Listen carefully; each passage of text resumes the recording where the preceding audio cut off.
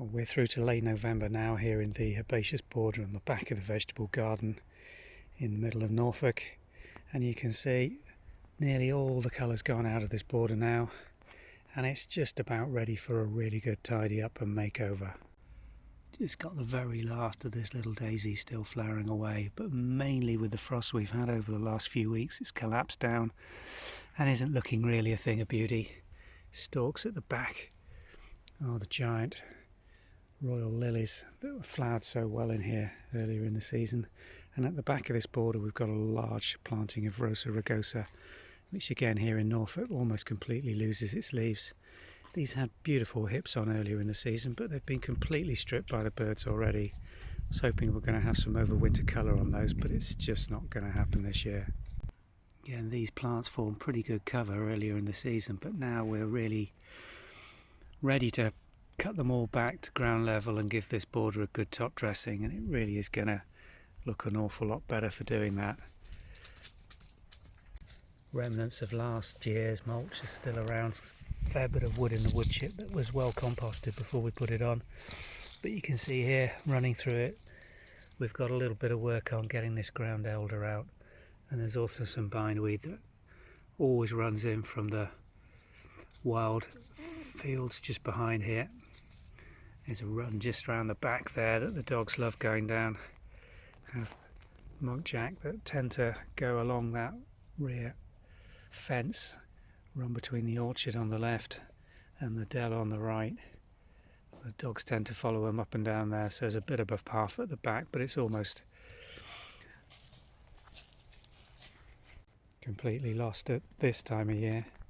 So we're going to start cutting back, tidying up, doing a bit of weeding, and generally just making over this border and putting an edge back on the front so it looks tidy for the rest of the winter. So let's crack on and we'll show you some of the work once we've completed that. These daisy stems are really very dry, very woody. They would burn very well, but we're going to compost these. It takes a little bit longer, but it's quite a good idea to add some woody material into your compost heaps. Although you're not adding much soft material such as glass clippings at this time of year, it still keeps the compost nice and open, allows more air to get in, and as long as you mix it well and stop dry pockets forming within the main body of the compost heap, and these will compost very well. So that's the plan of action for these.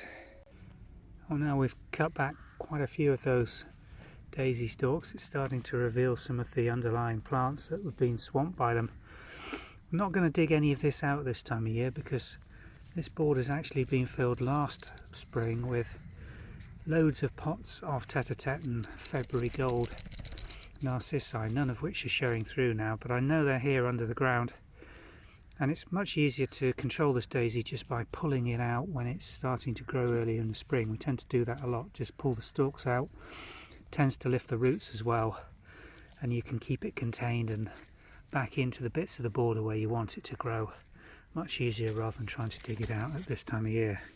So we'll leave that in place now, just tidy this up. I'm going to continue cutting back and weeding, and then when we've got most of the border exposed again, we'll come in with a nice top dressing of that well rotted wood chip that we've got on the undercover planting at the front of the courtyard. It takes a bit of barrowing it down, but it's well worth doing it to just make this look so much tidier.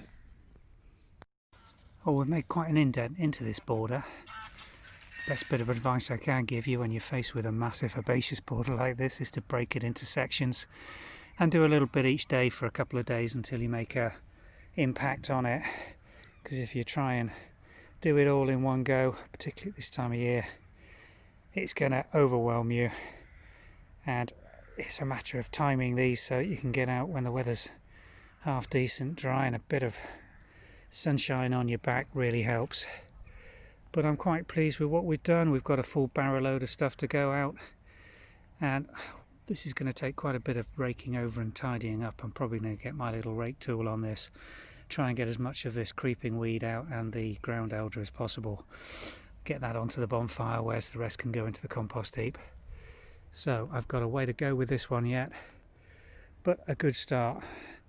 And I think we're going to call it a day for this afternoon because the sun's gone behind the house and I'm really starting to feel just how cool this air is out in England in late November.